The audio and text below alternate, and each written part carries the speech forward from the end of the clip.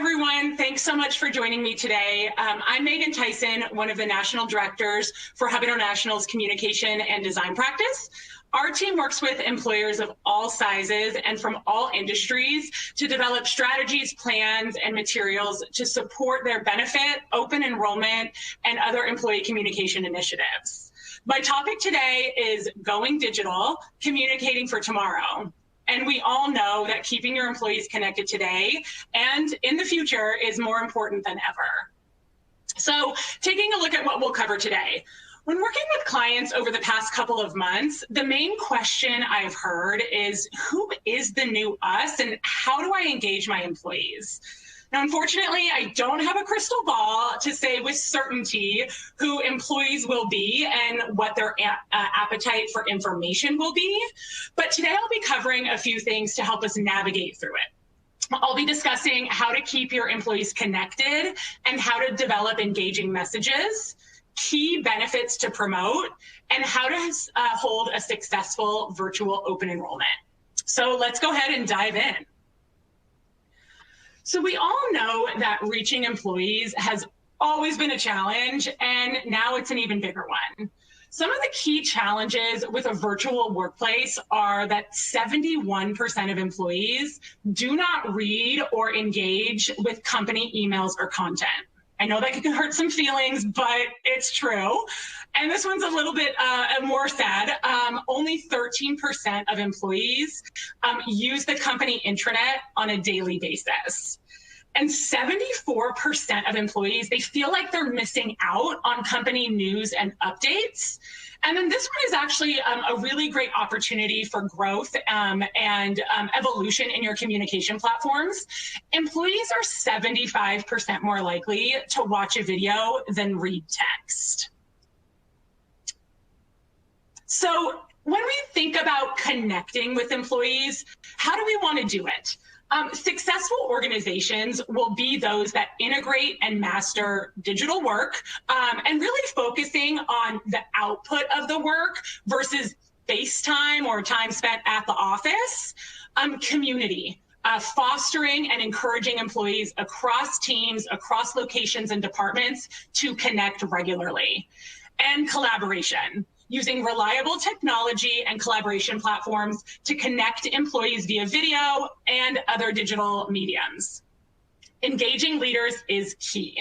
In a recent leadership study of Fortune 500 executives and entrepreneurs, respondents cited behaviors such as humility and listening skills as essential qualities of great change leaders. Engaged leaders who actively listen, support, connect, and publicly recognize excellence in their people will earn much greater trust and loyalty from their employees. This last one is super important, establishing a rhythm, whether that's now, which you should be doing if you haven't already, and most definitely when returning to work. You want to maintain regular communication, even if there's nothing new to report. Some organizations send daily or weekly email updates that may capture key decisions and learnings, as well as recommendations and links to additional information for your employees. Make sure that when you send these things out, that the updates, we know that they reflect a specific moment in time. So be clear of that and let employees know that things are, likely to change rapidly as our situation continues to evolve. So next I want to focus on content. So we'll spend a little bit of time here because crafting your messages is really important. And the kind of thing that we always want to keep in mind is when creating those messages and developing them, simplicity is brilliance. We have absolutely no attention span. Pre-COVID-19, it was 7 seconds, and honestly, I don't even want to know what it is anymore. And as humans in general, we're going to take the path of least resistance. So if we're getting a lot of information that is really complex, lengthy, or not the most exciting, we'll likely put that off until later. And if you're like me, later usually means never. So I want to walk through some tactics to really help you create and simplify your messaging. The first one is be human. 60 to 90% of our communication is nonverbal. So this really drives home that whether via email, text, or phone, it is so important to act as if you were face-to-face. When drafting written communications, think about the words you're using. Use you versus employees. You can even throw in a smiley face or get even crazier with an exclamation point. This one is really, really key to acknowledge the challenges that everyone is facing. This could not be more important today, and it's really okay to share your feelings and be transparent. And honestly, it's okay to not have all of the answers today, and let your people know that. It's, employees want to know and understand that they have your support. Even when we all get back to work, or many of us get back to work, a lot of employees are still going to have some schedule changes or requests to work from home due to childcare and school closures. When this all started, I have a really good friend, and she has never worked from home. She has 2 very young children. And I remember her calling me I don't know what to do, Megan. I'm on Zoom calls and my kids are jumping on me, or they're screaming, yelling in the background. And I just told her, I said, look, it might be weird for the first week, but once we all start to experience that, and let your employees know that, you know what, we know that this is going to happen. I haven't been on a call without a dog barking. So be human. Again, let people know that we know it happens and it's going to be okay, and not to, stress out too much about that. We've got enough going on. Answer the what and the why. So this is really important because we have 5 generations in the workforce today, and each one wants to know and maybe needs something different. So you want to make sure the information that you're providing answers their different wants and needs. You may even want to think about sending targeted specific communications out to different groups within your population. Changes or information may impact different groups differently. And you may be able to increase your engagement if you really segment out and target your efforts to those individual groups.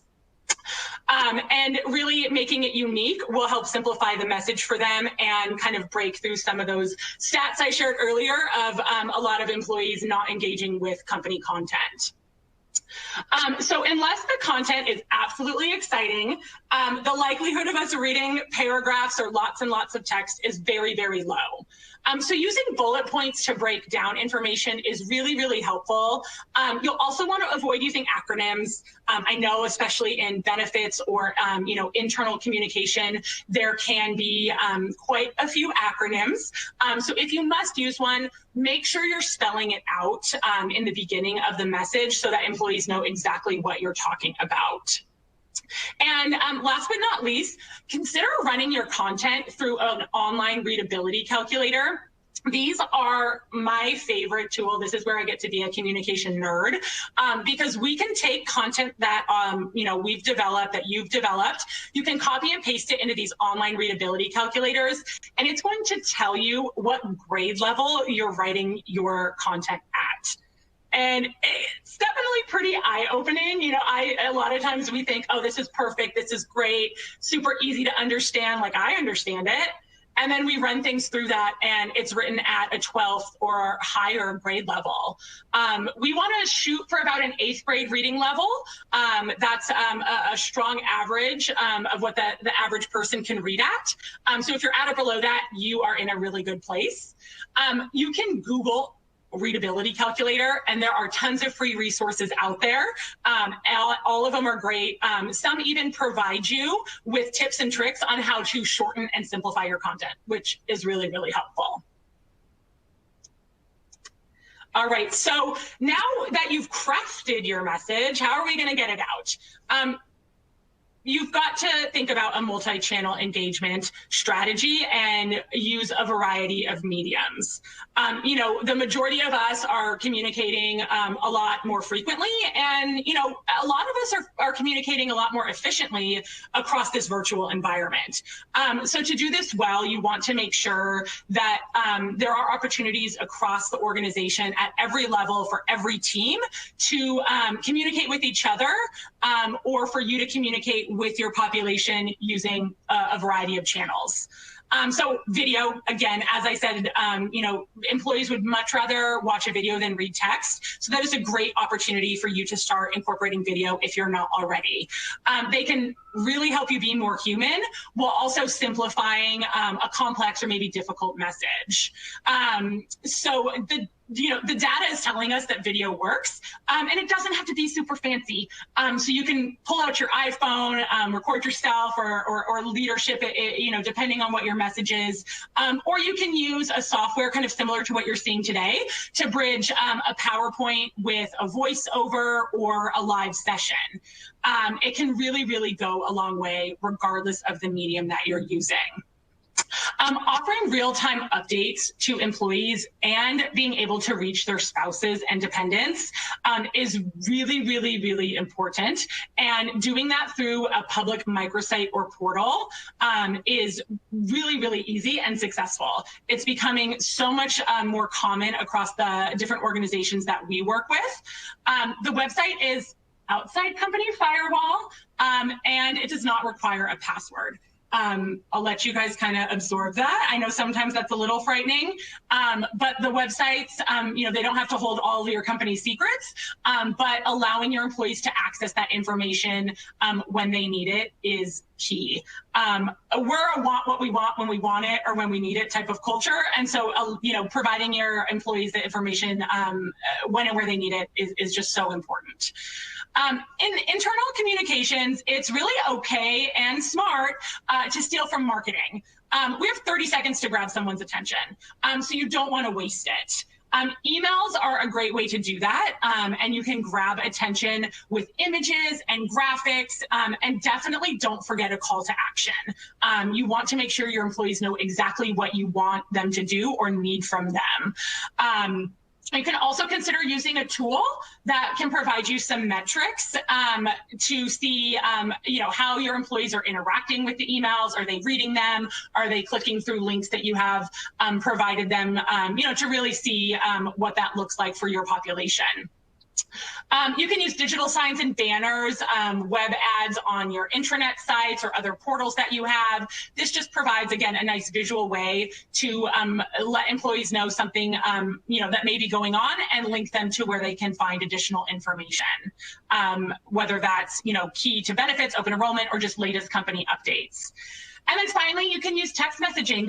Text messaging is a really great tool to keep employees informed about emerging or urgent matters, new guidelines, policies, etc. So now I want to dive into some specific benefits that you can promote really now and post COVID-19. So make sure your employees, this one's pretty, I think, straightforward, but we want to, remind you to make sure your employees are aware that COVID-19 testing for employees enrolled in company medical plans is free. So if they do need to get those tests, they do not have to pay for them. No surprise, telehealth is absolutely booming. So doing a push on how it works and what it may cost is really, really helpful for employees, especially if you've had lower utilization in the past. We've worked with clients on increasing telehealth utilization quite a bit, and really simple things like sending a postcard home or shooting an email out can actually spike that utilization quite a bit. We know we're all stressed and overwhelmed. So of course the EAP can be a really great resource for employees who need support for anxiety, depression, even financial issues or concerns. And to that point, we know that money has consistently ranked as a top source of stress, even in the best of times. So now is definitely no exception. So whether you're tapping into your EAP program or another program or vendor that you have available to your employees, promoting financial well-being tools and resources that are available to them is really, really helpful during these times. So I'll admit it first, we're all probably eating a little bit less and moving a little bit more. And so while it's no time to start a big fitness challenge in your organization, providing prevention tips on how to stay healthy can really help reduce the negative health effects of spending the majority of our time indoors. And lastly, consider some voluntary benefits, whether you currently offer them or you're thinking about adding them into the mix. Really, medical supplement plans like hospital indemnity, accident, and critical illness can help supplement your core medical and provide your employees some additional financial support, if they need it or have, one of those items occur for them while they have those plans elected. So thinking, moving kind of from benefits and really getting into open enrollment, a lot of you are probably going to be going through open enrollment either, soon or in the fall. And most likely it's going to be, 100% digital, or at least a good chunk of it will be digital. So how are you going to do it? How are you going to hold virtual open enrollment? The first thing that we're working with clients on right now that are approaching open enrollments in the next couple months is ask yourself, is the status quo possible? So if so, explore passive enrollment. Again, we're all overwhelmed. We have so much going on. Not having to add anything to your employees' plates is going to be really, really helpful for them. If not, and you do need to hold an active enrollment, don't ask too much of your employees and really try to limit the required participation. Think about the sessions that you've held in the past and consider providing on-demand sessions more so than live sessions. That's not to say you have to completely get rid of like a live webinar type of open enrollment, but allowing your employees to access the information, again, when and where they need it with their spouses or dependents is going to, relieve some pressure off of them to have to be available during a set scheduled time for a live session. Even think about bringing in special guests, so whether that's company executives, benefit experts, thought leaders through the webinars, and even videos if they're pre-recorded videos. That kind of helps break up content. Also maybe utilizing online chats to be able to answer questions, share best practices, and really helps provide support to the HR team. You can partner with, there are specific vendors out there that can help you hold a full virtual benefits fair. So kind of taking it a step beyond open enrollment. Those can be helpful, especially if you have maybe more of an active enrollment type of situation. And again, always make sure you include that call to action. So at the end of an on-demand session, at the end of a live session, push employees to the enrollment system or wherever they need to go. So you don't want to make it hard for them to access the portals or additional resources. So some additional virtual open enrollment tips. Provide all benefit and open enrollment information in an easy to access platform. So I mentioned the microsite and portal outside company firewall. This is where that would come into play. Again, easy access from a desktop, a mobile device, a tablet to really provide that key benefit information. If there are any changes being made, if you weren't able, to stay status quo to your employees on demand. On kind of the flip side of that, a true mobile app can be really, really helpful. Employees will always have it available at their fingertips. And again, would operate similarly to a website with some more kind of streamlined, cut down information to provide it in that really mobile friendly format. And then if you're doing benefit guides that kind of show the whole package of what you offer, moving them to a digital format, you'll definitely save money on printing and mailing if your folks are, still 100% or a percentage of them are still remote. So not having to provide that to them in that way. And interactive digital guides can really help, enhance that experience by allowing navigation and links out to additional resources. Make sure you use your enrollment platform's capabilities. A lot of them you can embed video or do add some additional text or context around specific benefits. Hub does have some technology practice leaders across the country that can really help you figure out, what your platform can do, or if you're looking for a new platform, help you kind of navigate that process to identify the best one for you. And then raffles, giveaways, and prizes. So we've worked with clients, many of them over the years that have always done some really fun, kind of cool, what's the newest thing, raffle or prize to get employees to enroll sooner or at all. This is a time where we really need to kind of think about that and what message it sends to your population. So be aware of how it's going to be perceived. If layoffs have happened, if furloughs have happened, if pay cuts have happened, doing some flashy giveaway is probably not the best idea. If you do want to have some fun incentives, small gift cards, Starbucks, Amazon, things like that are definitely acceptable as long as you, again, really evaluate what that means for your specific population. So just kind of want to touch quickly, I know a lot of our speakers today have already done this, but on returning to work and really what that's going to look like. So when it's time to return to work, make sure you communicate, of course, what your return to work policies are, if there have been any changes made to physical locations, and if employees need to adhere to any new guidelines. Time off when feeling unwell and what that means for your employees, in your location or locations. Support for working parents, again, this one is going to be really big for quite some time.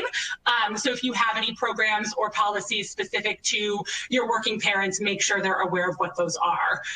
And then, of course, again, utilize a variety of communication mediums. You want to make sure all of your employees see this information.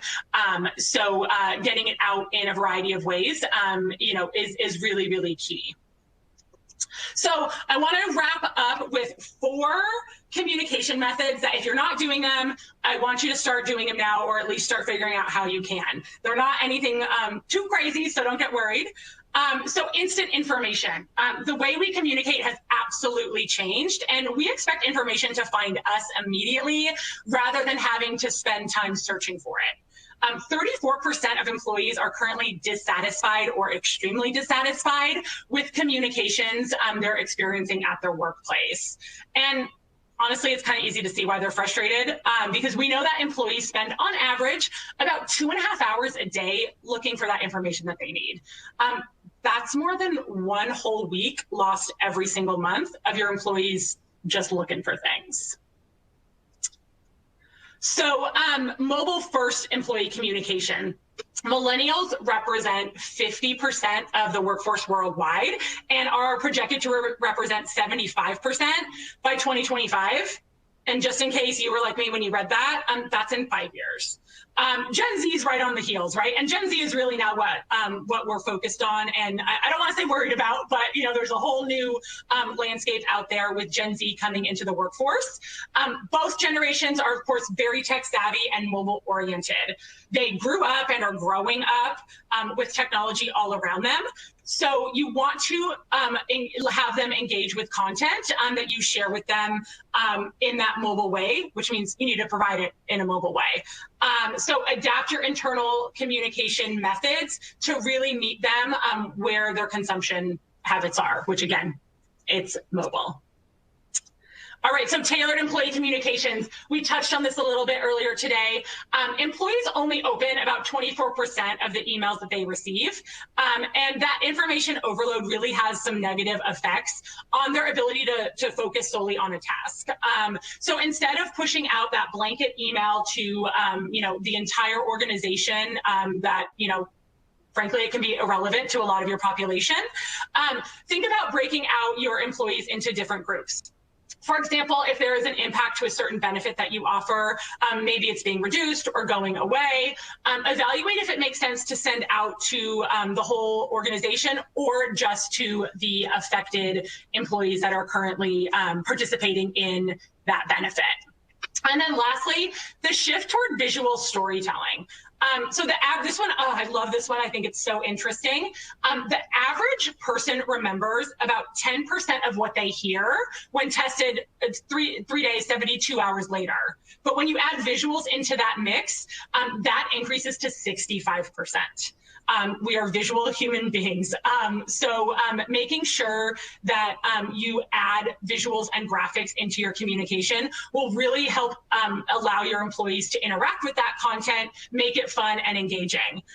Tell stories with those visuals, use bold, impactful images, and really make sure you make the story visually and in your content relatable and believable. So I want to thank you all so much for joining me today. I hope you've enjoyed this presentation on going and staying digital, and we'll continue to participate in other presentations throughout the summit Ready for Tomorrow. Have a great one, and again, thank you so much.